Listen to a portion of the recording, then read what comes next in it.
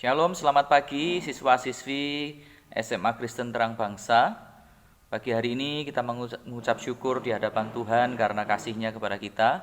Kalau sampai hari ini kita masih ada, masih boleh menikmati udara segar, masih menikmati banyak kesempatan yang Tuhan berikan, patut kita bersyukur kepada Tuhan karena kasih-Nya begitu luar biasa bagi kita. Mari bersama pagi hari ini sebelum kita melakukan aktivitas belajar kita datang kepada Tuhan, kita mau bersyukur, kita mau memuji dan menyembah Tuhan.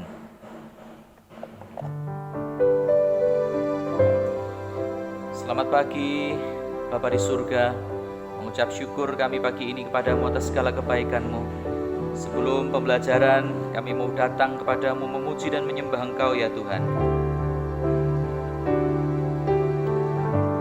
Banyak yang Kau perbuat di dalam hidupku, rancangan indahmu terjadi di hidupku. Bapa yang mengerti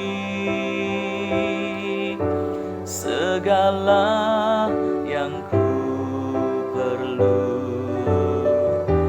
kasih-Mu sempurna nyata dalam hidupku. Ku bersyukur Bapa, ku bersyukur Tuhan, buat kasih setia-Mu di dalam hidupku. Ku bersyukur, ku bersyukur Bapa, ku bersyukur Tuhan, buat kasih setia-Mu di dalam hidupku. Ku bersyukur Bapa.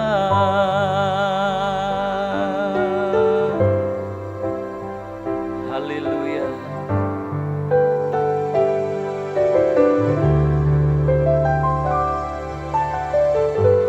Banyak yang Kau perbuat di dalam hidupku, rancangan indahmu terjadi di hidupku. Bapa yang mengerti segala yang ku perlu, kasih-Mu sempurna nyata dalam hidupku. Ku bersyukur Bapa,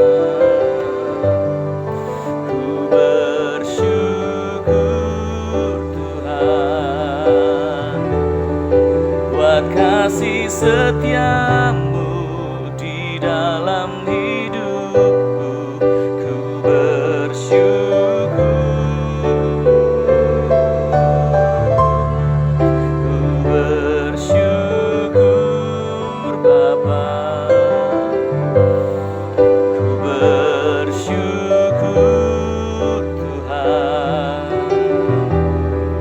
buat kasih setia-Mu di dalam hidupku. Ku bersyukur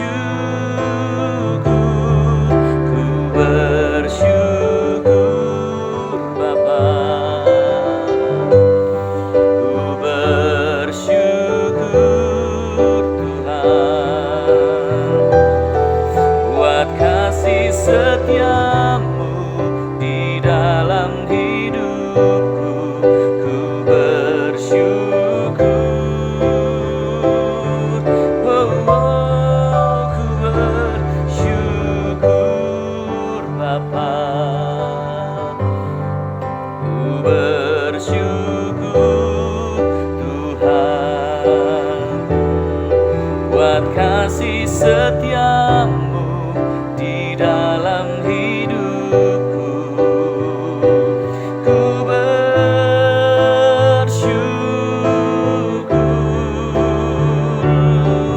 ku bersyukur,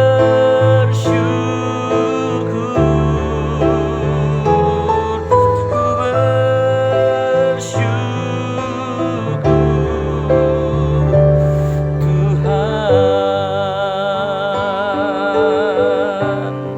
Mari sembah Tuhan, tinggikan Tuhan.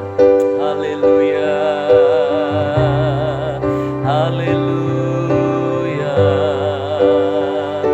Kami bersyukur Tuhan, kami muliakan nama-Mu. Haleluya, haleluya.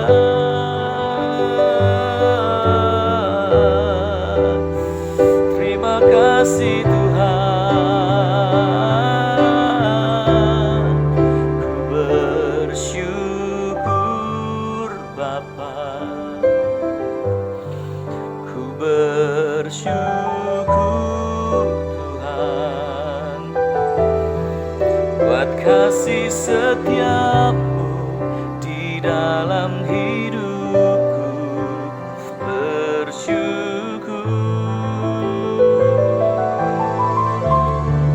ku bersyukur Bapa,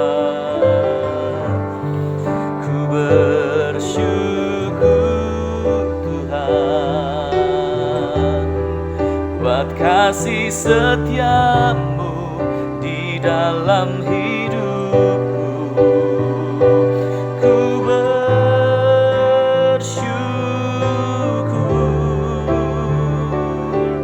ku bersyukur,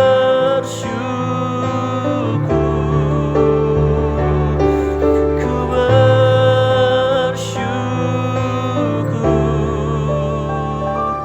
Bapa.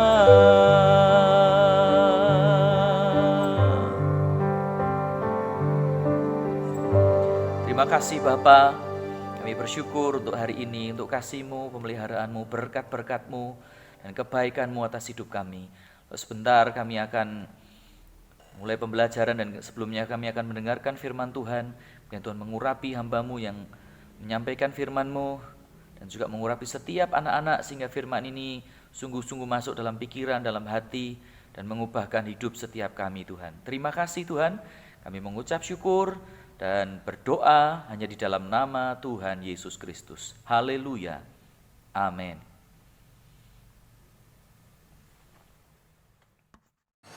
Shalom anak-anakku yang dikasihi dan yang mengasihi Tuhan Yesus Kristus.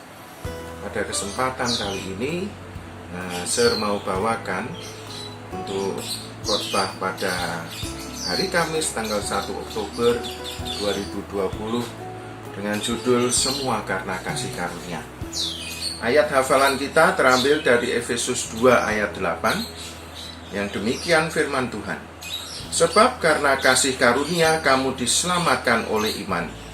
Itu bukan hasil usahamu, tetapi pemberian Allah. Nah, anak-anakku, ayat ini mengingatkan kita bahwa keselamatan yang Tuhan Yesus berikan kepada kita itu bukan karena hasil usaha kita, tetapi karena iman kita kepada Tuhan Yesus, dan itu semua karena kasih karunia. Oleh karenanya, judul yang Serjek bawakan pada kesempatan kali ini adalah Semua Karena Kasih Karunia. Anak-anakku, kalian semua tentu tahu bahwa Tuhan Yesus Kristus itu bukan hanya sekedar satu sosok, tetapi Dia ini adalah Allah sendiri. Kenapa bisa dikatakan bahwa dia ini Allah sendiri? Ada firman yang menyatakan bahwa kedatangan Tuhan Yesus ke dunia itu sudah diramalkan atau sudah diberitahukan oleh Allah melalui Raja Daud. Dan Raja Daud ini menyatakan bahwa Tuhan, Engkau telah menunjukkan kepadaku keturunan-keturunanku yang akan datang.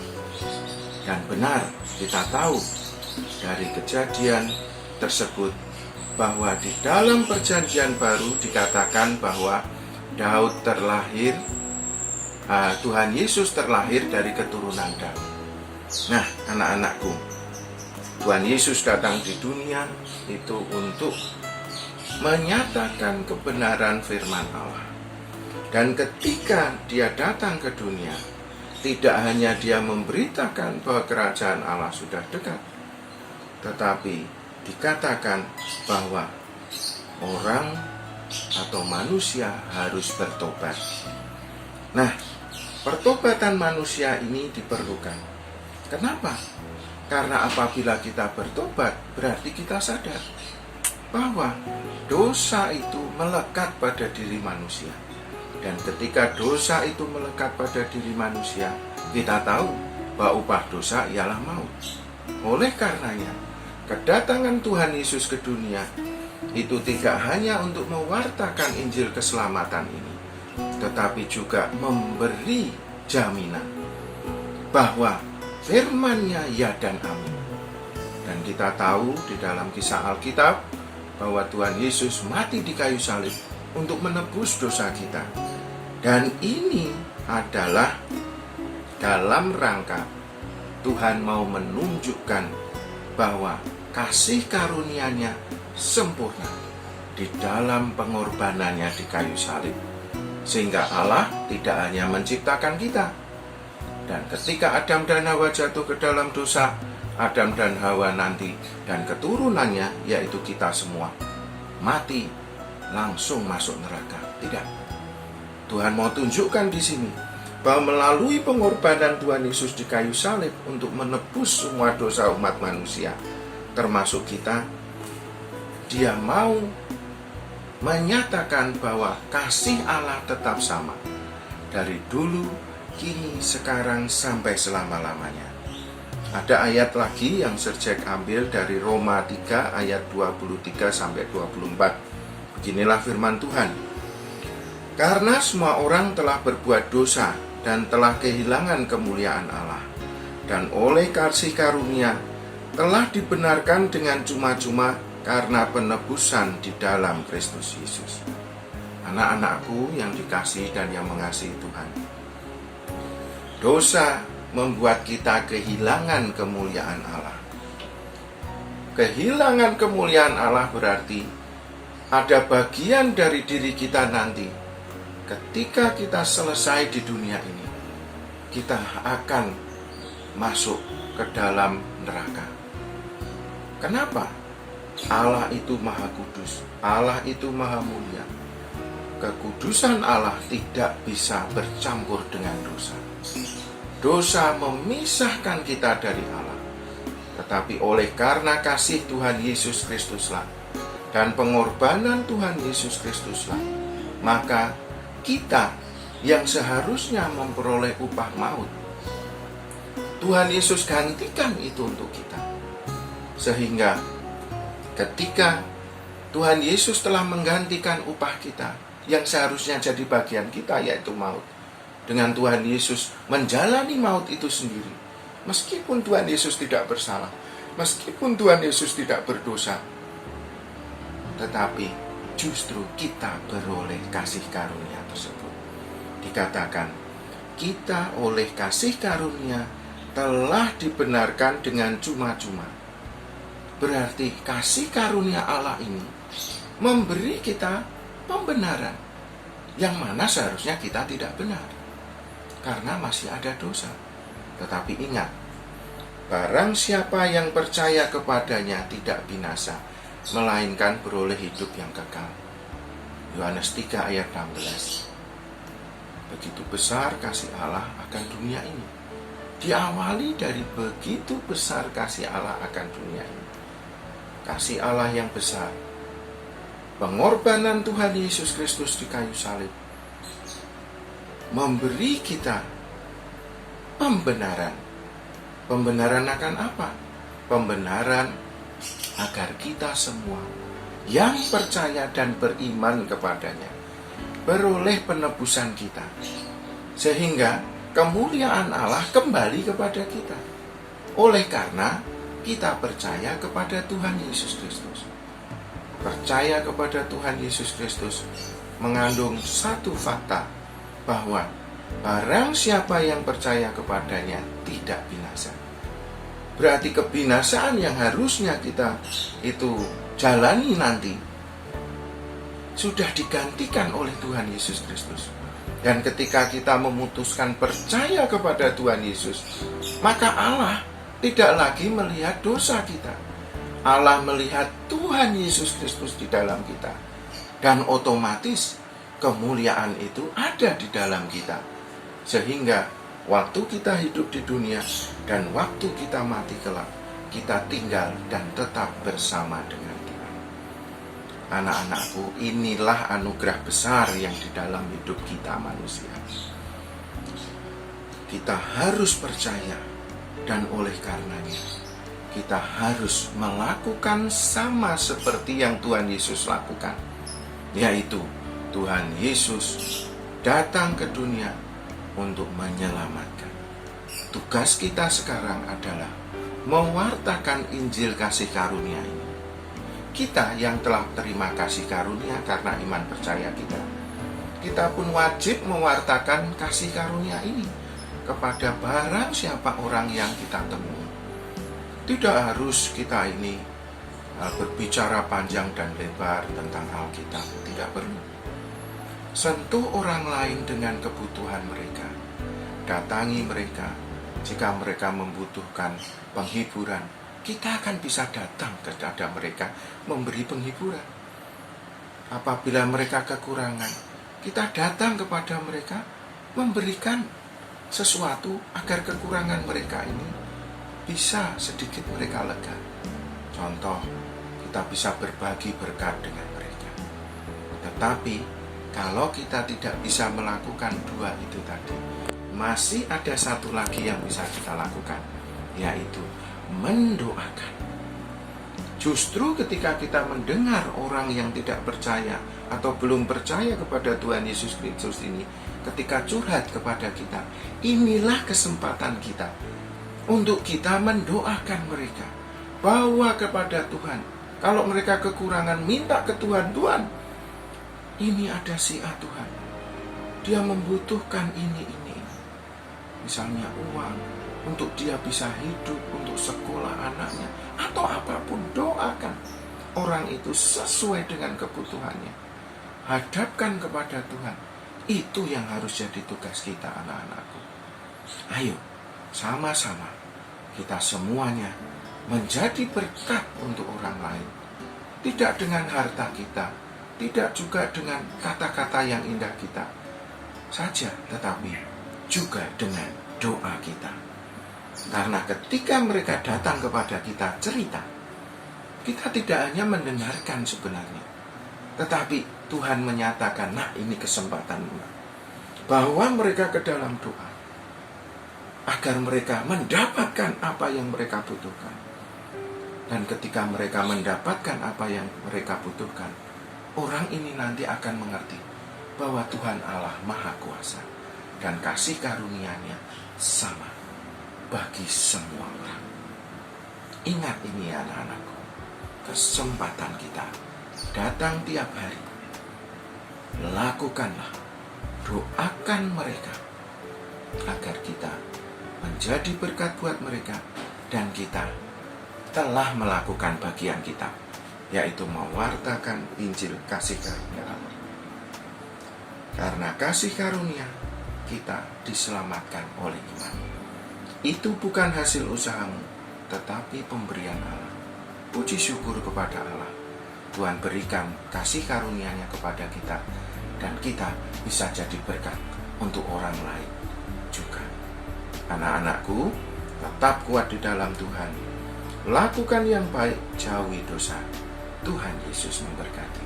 Mari kita berdoa. Tuhan Allah Bapa, Tuhan Yesus Kristus, Tuhan Roh Kudus, bersyukur kami Tuhan bisa berkumpul pada pagi hari ini.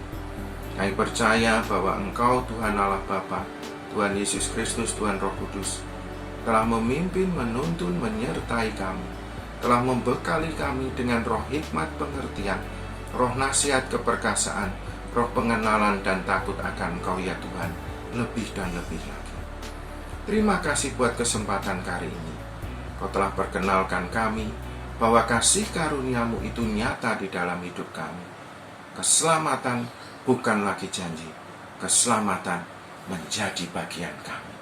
Dan sudah sewajibnya lah kami mewartakan keselamatan ini kepada mereka yang belum percaya, agar mereka beroleh kasih karunia yang sama seperti yang kami terima. Terima kasih Tuhan Yesus, mampukan kami untuk melakukan bagian kami, mewartakan ini dengan menyentuh kebutuhan mereka yang belum percaya dan mendoakan mereka hari demi hari. Karena kami percaya ketemu dengan mereka itu suatu berkat, dan ketika mereka bercerita tentang apa yang kesulitan hidup mereka alami, itu kesempatan kami untuk mengambil bagian dan memberi kelegaan dengan memberi apa yang kami bisa beri, atau jika tidak, kami masih bisa membawa mereka ke dalam doa kami hari demi hari, setiap saat, setiap waktu, dan dalam segala hal. Terima kasih Tuhan buat pagi hari ini. Demi dan di dalam nama Tuhan Yesus, berkati anak-anak-Mu yang sedang study from home ini Tuhan. Berkati para guru juga yang sedang work from home. Kami percaya bahwa kejadian-kejadian yang kami alami, situasi-situasi keadaan yang kami alami, tidak membuat kami menjauh daripada-Mu. Justru kami semakin mendekat kepadamu dan melakukan tugas kami hari demi hari, dan mengingat bahwa keselamatan itu kasih karunia, dan kami yang percaya kepadamu, beriman kepadamu, telah beroleh keselamatan itu, sehingga kami berada bersamamu dalam proteksimu, dalam kendali. Terima kasih Bapa, Tuhan Yesus Kristus, Tuhan Roh Kudus. Kami hadapkan doa kami ini di dalam satu nama, Tuhan Yesus Kristus. Amin.